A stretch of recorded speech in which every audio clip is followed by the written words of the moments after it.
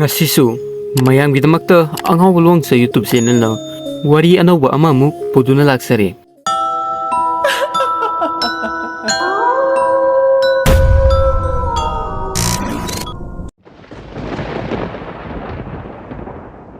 (1991) Sachingi pabung Binod magi thaba adu thadoglaga anauba thaba ama tawba hawraklami. Masiga iroinana magi yumgi miyoi khudimak Uttar Pradesh ki Faizabad ta honglakpa tarami. Sahi nipan khakta ngairiba Sachindi magi ariba yum adu thadokpa pamlamde. Adubu mama amadi masena haibadagi masu pamda yum aduda hongba adu yarammi. Factory ki mapuna Sachingi mapa Binodpu phabung ani thaba yaba plate room ama pirami. Adugi plate adu chahi mangadagi kana amta changnadana solo libani. Yengbada plate adu yamna ariba malammi. Plate adugi kaagi mafum khudimakta mi thanglammi. Sachingi mamadi ariba plate aduda ihai hainadaba ama poklami. Binod amadi magi imung manung adu yum anauba amada laibadi pamjabani. Adubu anauba yum ama phangnabagidamakta chahi ama ngaiba tabani. Maram asina ariba plate asida oina leirammi. Adubu plate aduda ahanba numittagi angakpa akiba thokdok kaya thokpa hawraklami. Mirang sing adu koktoklabasu ka adugi kasinda mirang adu adum thurammi.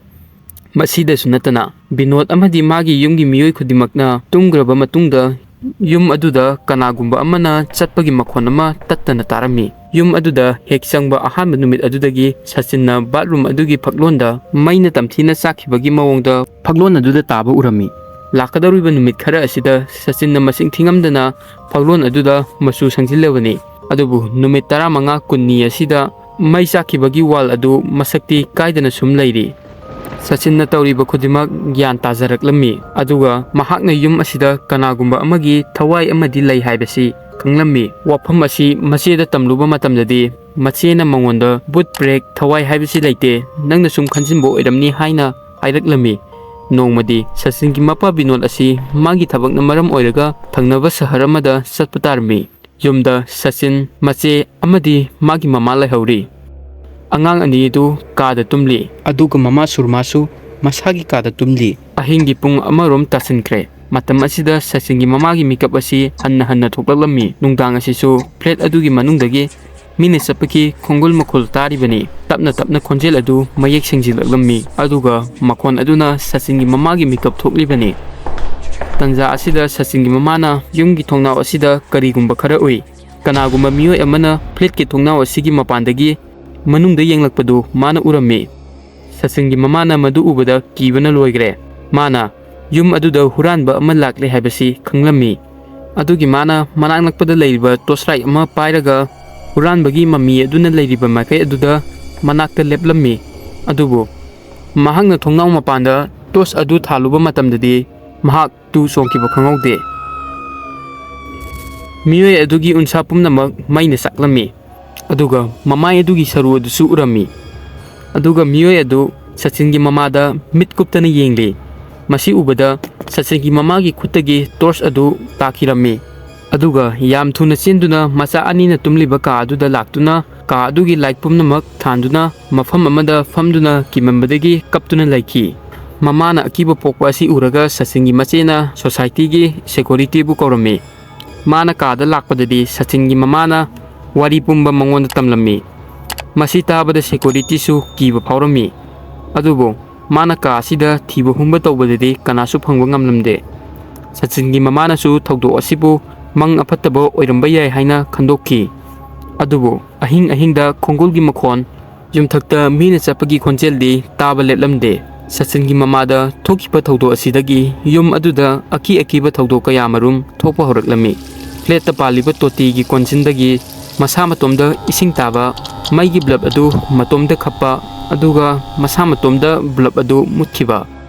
Yamna kiba thawdo ama hairagadi December gi nungdang amada Sachin masamakta thokiba thawdo asini. Nungdang asi ingmana kham thenglammi. Sachin amadi magi mache kangal ama kanduna bedroom ka aduda tumli khanghaudana bathroom dagi blab ki mangan lakpadagi Sachingi makeup thoklami. Sachinna phabungda leina magi makhong mayada linna chatpagumna karigumba posak amana mafam khangdana koisa chatpagi sanin amadi phawrami. Aduga murum sonbagi khonjel amasu tarami. Sachin kibana loirami. Machebusu hawdoknaba phana kanna hotnarami. Adubo masi adudi lengba phawbu ngamlamde. Masi adudi kanagumba amana mantra songkibagum phana phajana tumthari. Sachinna karigumba ama urami. Masina mahakna tumlambadagi hawgotlami. Sachinna magi phabungi kangkhadagi karigumba potsak ama thoklakpadu urami. Asakpa khut ama kangkhagi makhadagi uriba khut adu ahingba mi amagi khutti natte. Khut adu achau achauba khusa ahum pale. Khut adugi unsadi maina sakpadagi amata yauramdre. Asakpa khut adu tapna tapna Sachingi koklomda laklammi. Aduga mahakpu tumba themlagi haibagi matagum Sachingi kok adu nalammi. Adubu Sachingi tumbadi ngasaina kaikhrabani. Magi masa adu lengwa ngamlamde.